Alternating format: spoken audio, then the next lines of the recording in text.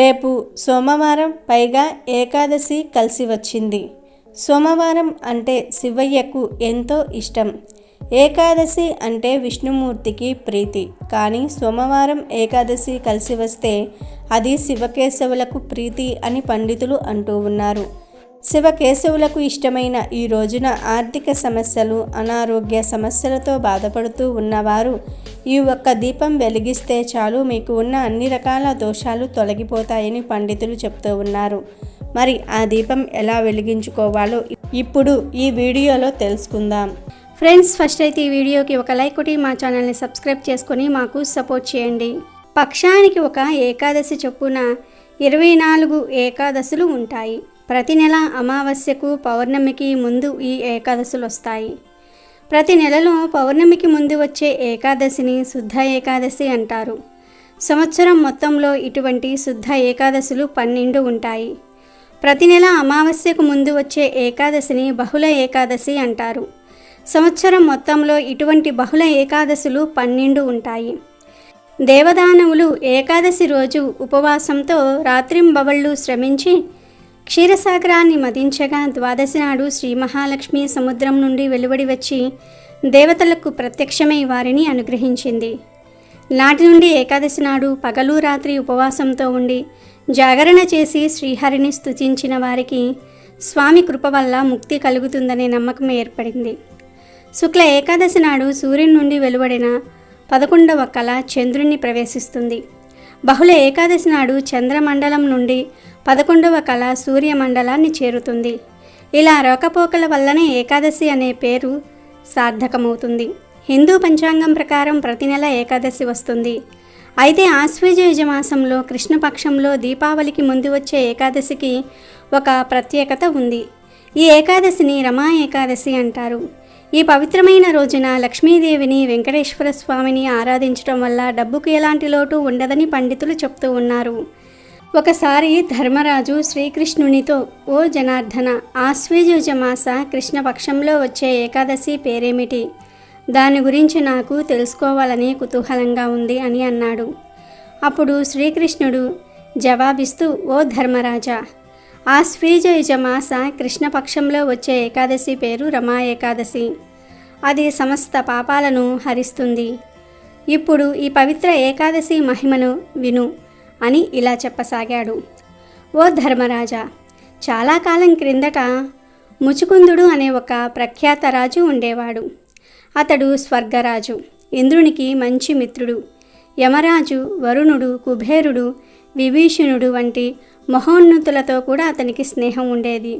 సత్య సంధుడైన ఆ రాజు సదా విష్ణు భక్తిలో అనురక్తుడై ఉండేవాడు. అతడు తన రాజ్యాన్ని చక్కగా పాలించేవాడు. కొంతకాలానికి ముచుకుందునికి ఒక కుమార్తె కలిగింది. సర్వోత్తమమైన చంద్రభాగ అనే పేరును అమ్మాయికి పెట్టారు. యుక్త వయసు రాగానే ఆమెకు చంద్రసేనుని తనయుడైన శోభనునితో వివాహం జరిగింది. ఒకసారి శోభనుడు ఏకాదశి రోజు తన మామగారి ఇంటికి వచ్చాడు.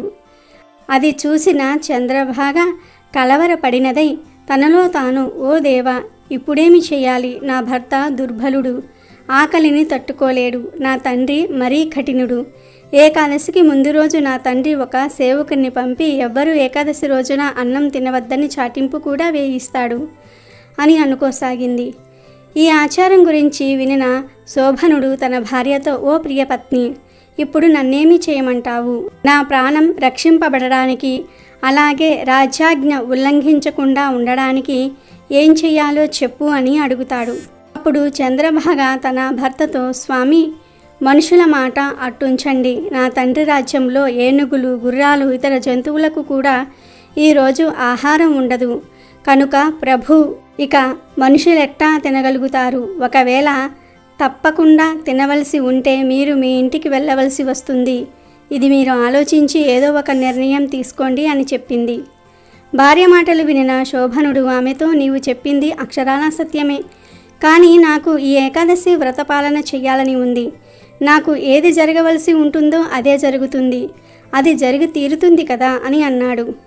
ఆ తర్వాత శోభనుడు పవిత్ర ఏకాదశి వ్రతపాలనకు సిద్ధమయ్యాడు. కానీ అతడు ఆకలి దప్పికలతో నీరసించిపోయాడు. ఇంతలో సూర్యాస్తమయం అయ్యింది. వైష్ణవులు, పుణ్యాత్ములు అందరూ కూడా ప్రసన్నులయ్యారు. ఆ రాత్రి వారంతా సంకీర్తన, అర్చనలతో గడిపేశారు. కానీ ఆ రేయి గడవటం శోభనుడికి అసాధ్యమయ్యింది. సూర్యోదయం లోపలే అతడు దేహం చాలించాడు. ముచుకుందుడు శోభనుడికి చందనపు కట్టెలతో చితి చేర్చి దహన సంస్కారాలు చేశాడు. ముచుకుందుని ఆజ్ఞ మేరకు చంద్రభాగ సతీ సహగమనం మానుకుంది. భర్తకు అంత్యక్రియలు జరిగిన తర్వాత ఆమె తండ్రి ఇంట్లోనే నివసించసాగింది. ఇంతలో రమా ఏకాదశి వ్రతపాలన ప్రభావంగా శోభనుడు దేవపురమనే రాజ్యానికి రాజుగా జన్మించాడు. ఇతనికి పూర్వజన్మ జ్ఞాపకం ఉంది. ఆ రాజ్యం మందర పర్వతం పైన ఉన్నది. రత్న కంచితమైన బంగారు స్తంభాలు కలిగినట్టిది. మణి కంచితమగు గోడలు కలిగినదైన ఐశ్వర్యయుత భవనంలో అతడు నివసించసాగాడు. మణిమయమైన బంగారు కిరీటమును ధరించిన అతనికి తెల్లని ఛత్రం పట్టుబడి ఉండేది. కర్ణ కుండలములతో, కంఠాభరణములతో, బంగారు భుజ కీర్తులతో, కంకణములతో అలంకృతుడై అతడు రాజ్య సింహాసనమున కూర్చున్న వాడైనాడు. గంధర్వులచే, అప్సరసలచే సేవించబడుచూ ఉన్నాడు అతడు స్వర్గరాజు ఇంద్రుని వలె గోచరించేవాడు. ఒకరోజు ముచుకుందపుర నివాసి అయిన సోమశర్మ అనే బ్రాహ్మణుడు శోభనుని రాజ్యానికి తీర్థయాత్రలు చేస్తూ వచ్చాడు. శోభనుడు ముచుకుందుని అల్లుని గుర్తుపట్టి ఆ బ్రాహ్మణుడు అతని వద్దకు చేరాడు. బ్రాహ్మణుని చూడగానే రాజు లేచి నిలబడి చేతులు జోడించి నమస్కరించాడు. తర్వాత అతడు బ్రాహ్మణుని గుర్తుపట్టి కుశల ప్రశ్నలు అడిగాడు. తన భార్య చంద్రభాగ, ముచుకుందపుర జనుల గురించిన క్షేమ సమాచారాలు కూడా అడిగాడు. అప్పుడు బ్రాహ్మణుడు అందరి క్షేమ సమాచారాలు తెలిపాడు. అక్కడ ప్రతి ఒక్కరూ కూడా సుఖ సంతోషాలతో జీవిస్తూ ఉన్నారని చెప్తాడు. ఆ తర్వాత బ్రాహ్మణుడు అతనితో, రాజా, ఇంతటి సుందరమైన నగరాన్ని ఇంతకు మునుపు నేనెన్నడూ చూడలేదు. నీకు ఈ రాజ్యం ఎలా లభించిందో చెప్పవలసింది అని అడుగుతాడు. అప్పుడు రాజు ఆశ్వీజ మాసం కృష్ణపక్షంలో వచ్చే రమా ఏకాదశిని పాటించిన ప్రభావం వలనే నాకు ఈ తాత్కాలికమైన రాజ్యం లభించింది. ఓ బ్రాహ్మణోత్తమ, రాజ్యం శాశ్వతంగా ఉండిపోయే విధానమేమిటో నాకు చెప్పు. నేను ఏకాదశి వ్రతాన్ని శ్రద్ధారహితంగా చేసిన కారణంగా ఈ అస్థిరమైన రాజ్యం లభించింది.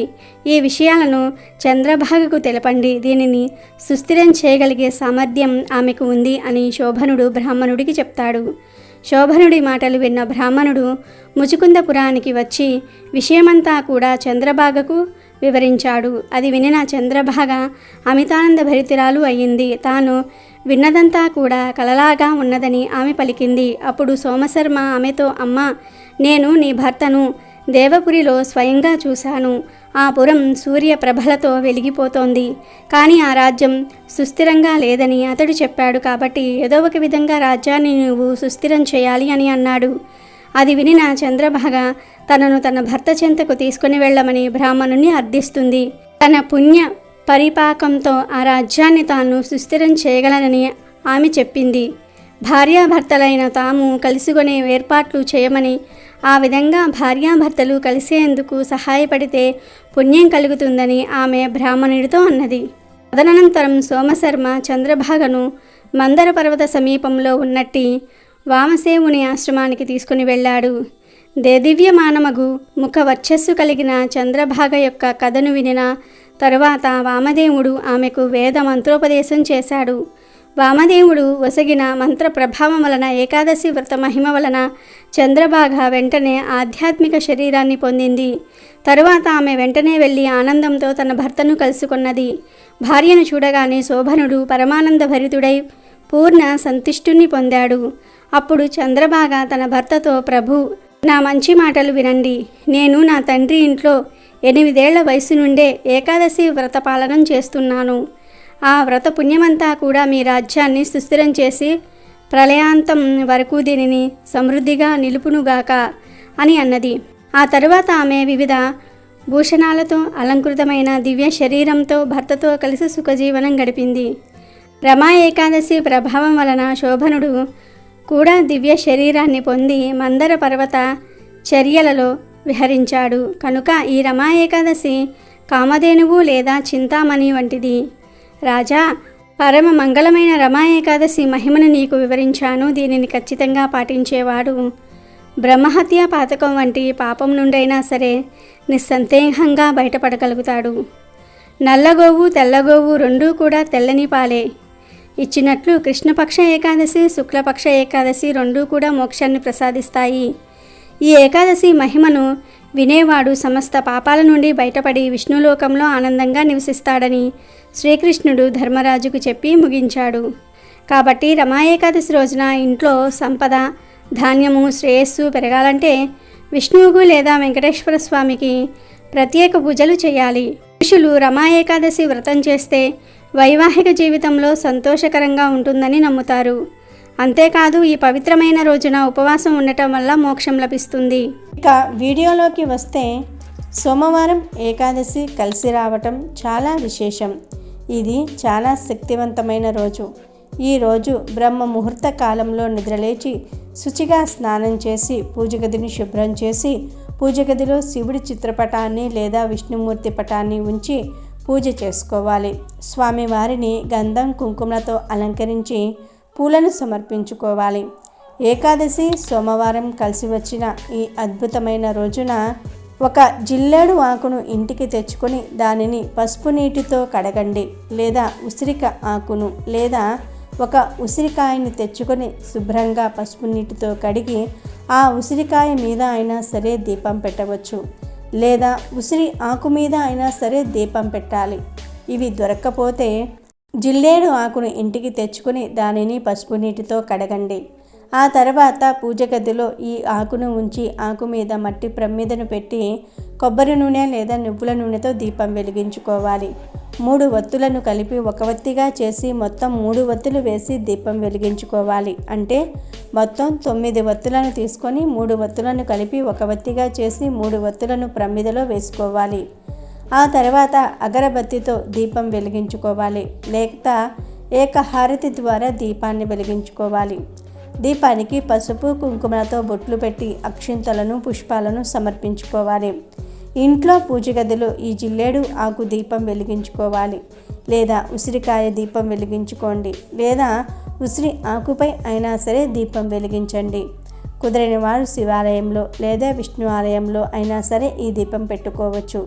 సోమవారం ఏకాదశి కలిసి వచ్చిన రోజున ఇలా దీపం పెడితే మీకు ఉన్న కష్టాలన్నీ కూడా తొలగిపోతాయి. శివకేశవుల అనుగ్రహం లభిస్తుంది. ఈ దీపం వెలిగించిన తర్వాత ఖచ్చితంగా చిన్న బెల్లం ముక్కను నివేదన చేయాలి. ఇలా చేస్తే ఆ శివయ్య అనుగ్రహం మరియు విష్ణుమూర్తి అనుగ్రహం లభిస్తుంది. మీరు ఎటువంటి నైవేద్యాలు పెట్టినా సరే చిన్న బెల్లం ముక్కను కూడా నైవేద్యంగా పెట్టండి. ఈ దీపం వెలిగించిన తర్వాత ఒక్కసారి నమస్కారం చేసుకొని మీకు ఉన్న సమస్యలు పోవాలని చెప్పుకుంటే ఎలాంటి సమస్యలైనా తొలగిపోతాయి.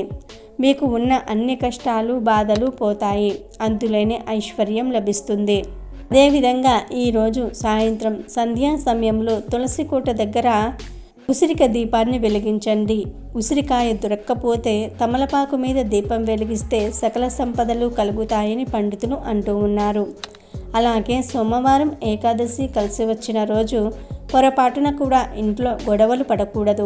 మద్యం, మాంసాహారం తినకూడదు. అది మహాపాపం. ఎవరైతే తీవ్రమైన ఆర్థిక సమస్యల వలన ఇబ్బందులు పడుతూ ఉన్నారో వారు ఈరోజు పూజ గదిలో లేదా గుడిలో జిల్లేడు ఆకు మీద దీపం పెడితే చాలా త్వరగా సమస్యలు తొలగిపోతాయి.